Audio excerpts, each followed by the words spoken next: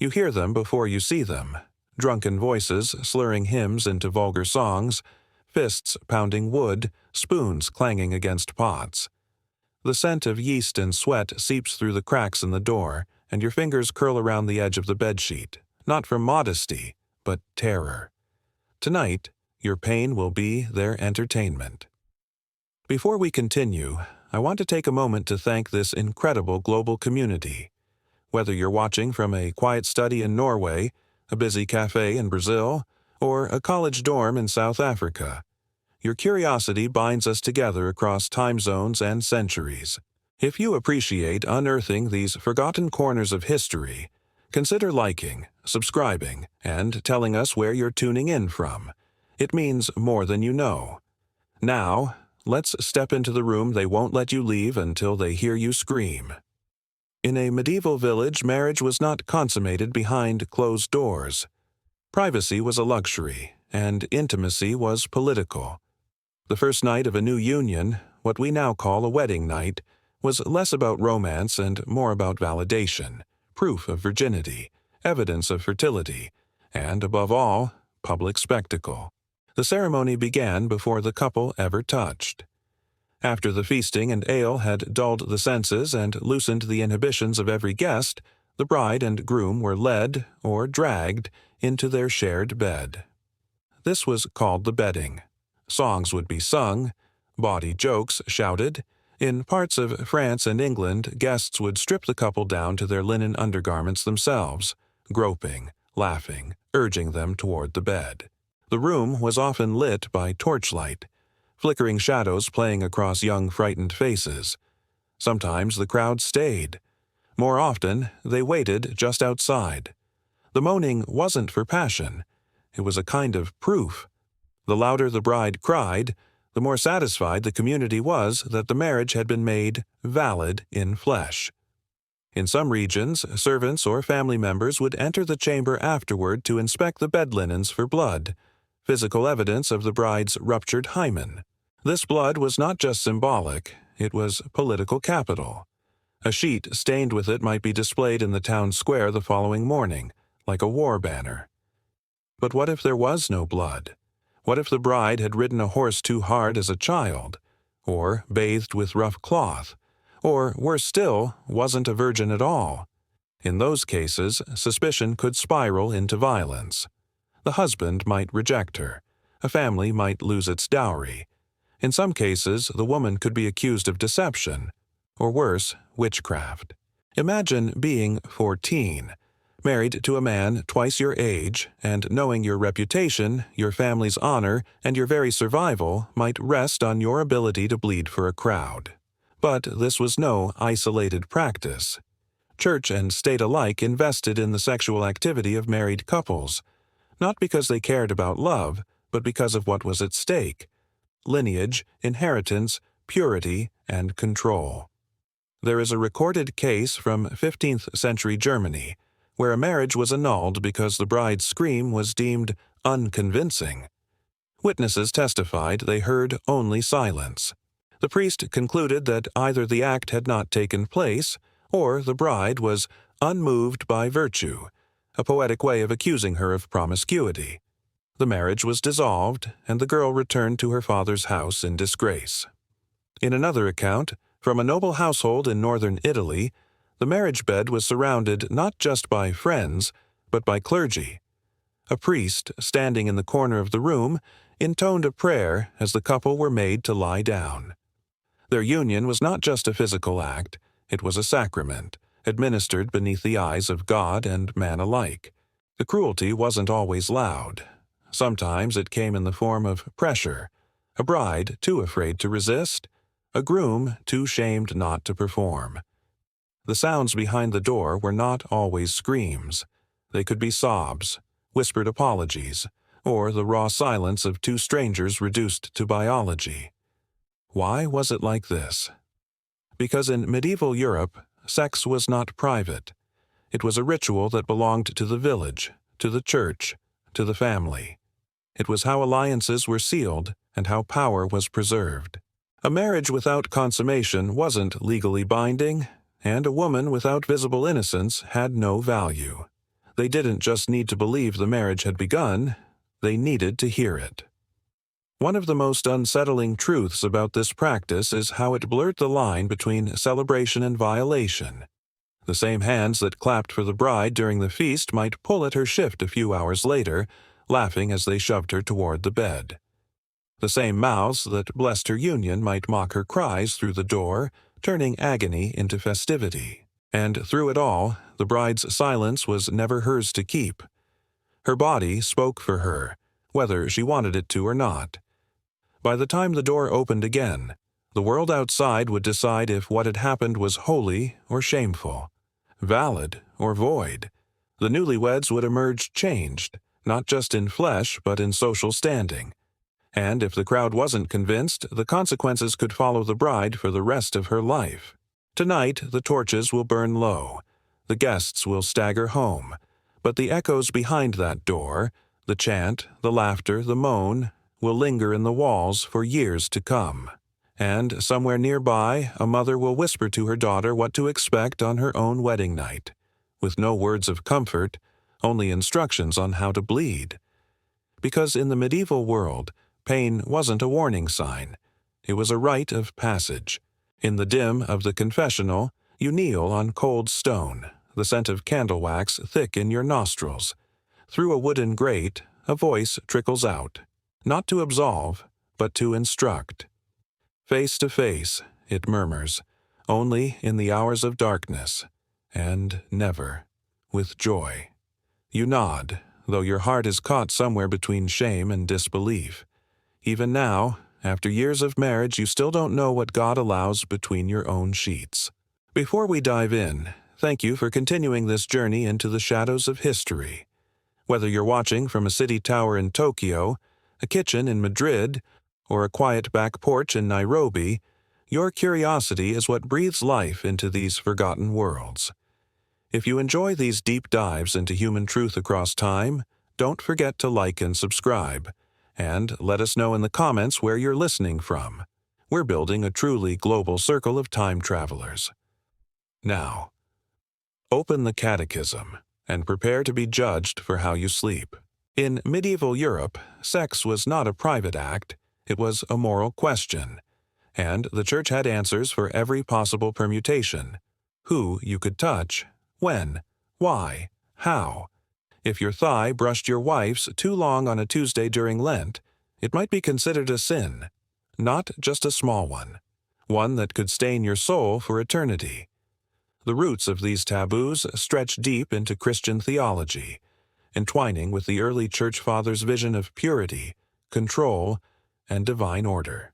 To them, sex was dangerous, not because it was inherently evil, but because it was powerful, too powerful. If misused, even inside marriage, it could tempt the soul toward perdition. Saint Jerome, writing from his monk's cell in the 4th century, warned that any man who loves his wife too ardently is an adulterer. Think about that. A husband could commit spiritual adultery with his own wife. By the High Middle Ages, these warnings had ossified into doctrine. Church synods and local clergy councils developed ever-expanding manuals of sin, guides for confessors, outlining what acts must be forbidden and how many days of penance each one required. The list of restrictions was dizzying. Sex during Advent? Mortal sin. During Lent? Absolutely not. On Sundays? No. Holy day. Wednesdays and Fridays? Also holy. Saturdays? Best to abstain in preparation for Sunday. That left Mondays and Thursdays, but only if your wife wasn't menstruating, pregnant, breastfeeding, or too recently postpartum. In practice, married couples were often left with as few as 40 to 50 acceptable nights per year to consummate the act legally and without risk to their souls. But timing wasn't the only danger. Position mattered. According to Thomas Aquinas, whose Summa Theologica codified much of medieval theological law, the only licit sexual position was the so-called missionary style, face-to-face, man above. It symbolized order, the man leading, the woman submitting, both facing each other as God intended. Anything else, side by side, sitting, standing, from behind, was perversion. A dangerous echo, they believed, of the animal instincts humanity was meant to rise above. Theologian Peter Lombard, writing in the 12th century, went even further, arguing that deviation from the natural position could summon demonic influence into the marriage bed. "Let not the beast in man direct the act," he warned, "lest the devil himself be midwife to your children." Oral sex, unimaginable sin, even within marriage. It was associated with sodomy, one of the gravest crimes in the canon law books, often equated with heresy or witchcraft.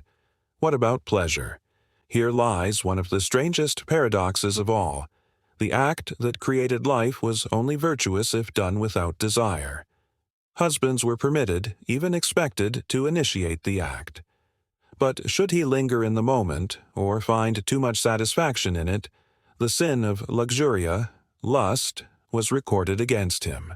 Wives were expected to submit, not to enjoy. Female pleasure was not only irrelevant, it was suspect. If she moaned, she might be accused of immorality. If she climaxed, theologians argued, it was either a moral failing or the devil's interference. There are preserved confession guides from the 14th century that instructed priests to ask married men questions like, "Have you touched your wife with the intention to excite her? Have you tarried in the act longer than necessary for conception?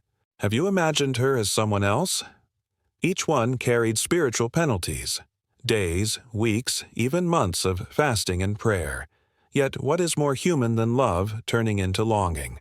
Even the most devout couples must have struggled under the weight of this invisible scrutiny. Imagine a woman reaching for her husband in the dark, only to be turned away because it was a holy feast day. Or a man trembling with guilt for enjoying the warmth of his wife's breath too much. Guilt didn't end with the act. It haunted them into confession, into prayer, into dreams. And yet, these rules didn't exist merely to suppress. They were a system of control. Control over bodies, over desire, over reproduction and lineage. The Church, standing between heaven and earth, claimed the right to judge not just what you did in bed, but why. Centuries later, the ink of these beliefs still stains our language. The idea of clean versus dirty sex, the discomfort around female pleasure, the instinct to separate love from lust. But in the medieval night, behind closed doors, desire didn't die.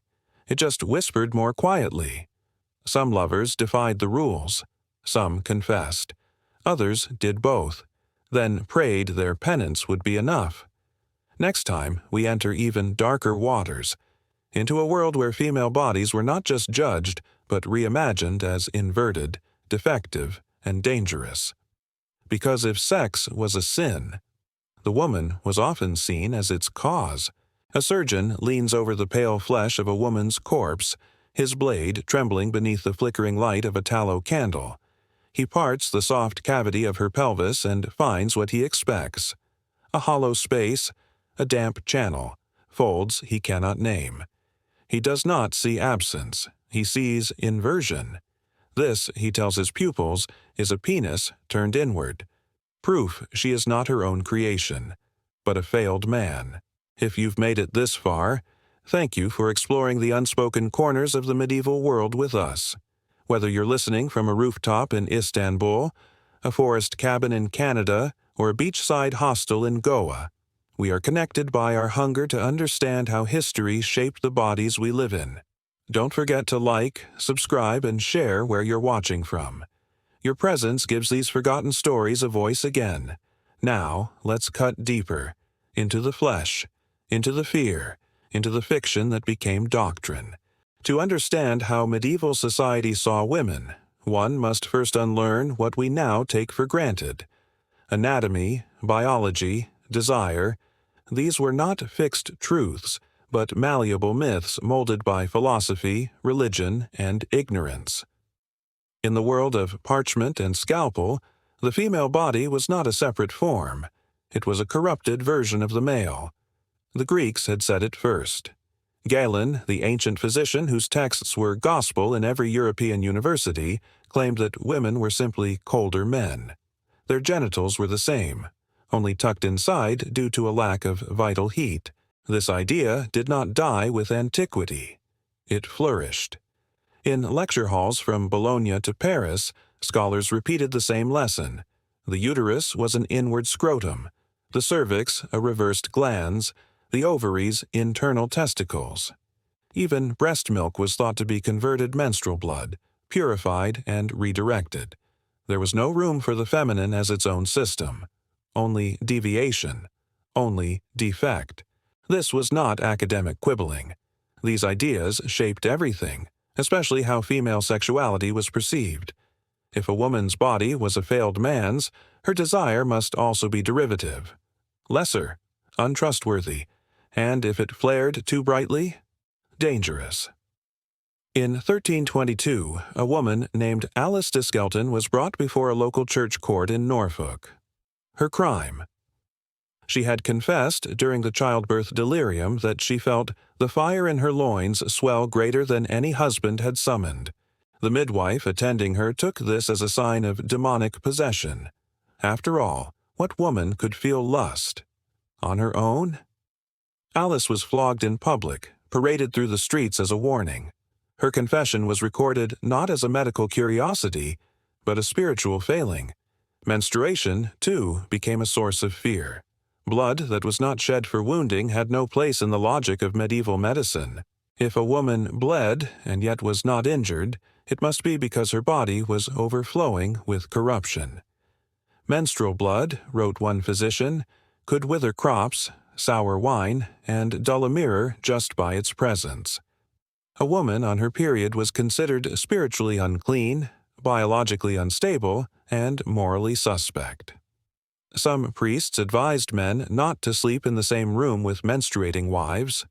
Others took it further, warning that children conceived during menstruation would be born deformed or cursed. But perhaps the most haunting part of this theology-anatomy fusion was its impact on female agency. Pleasure was a problem because it could not be controlled. If a woman admitted to desiring sex, it raised questions. Was she possessed? Was she a temptress? Or was she merely born more animal than angel? To preempt these threats, medieval society tried to map and manage the female form with obsessive precision. Manuscripts from the 13th century showed diagrams of wombs shaped like inverted bottles with tiny homunculi curled inside, miniature men waiting to emerge whole. Women were merely vessels, clay jars to hold the male spark. Their role in conception was debated, often minimized. Did their pleasure matter? Most physicians said no. Some said yes, but only because they believed female orgasm was necessary for conception, and thus it became medicalized, not enjoyed. In Paris, a 14th-century monk recorded that a nun had been expelled from her convent after other sisters accused her of strange spasms during nightly prayer. The Mother Superior called for a physician, who diagnosed her with a wandering womb, hysteria, they called it, a uterus unanchored, floating within her body, causing mischief. She was confined to a silent cell, bled with leeches, and made to fast for weeks. Her prayers were never again spoken aloud. Through all this, one truth rises like smoke. The fear of the unknown becomes control, and the female body, poorly understood and rarely studied, was the ultimate unknown. So it was labeled, feared, bound in linen and silence. A woman might know her own body, but she dared not speak of it. Her language was taken from her, rewritten in Latin she could not read, carved into laws she could not challenge. And yet, despite it all, women endured. They gave birth in silence.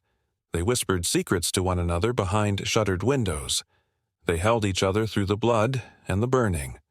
Because if their bodies were judged unholy by men, they would sanctify them in their own quiet rituals, in herbs, in hands, in stories. But what if one of those stories survived? A tale passed down in secret, hidden in a midwife's prayer book, or etched into the margins of a confessor's ledger. What if it revealed not just how women were misunderstood, but how they resisted? Because in the next chapter of history, the silence breaks.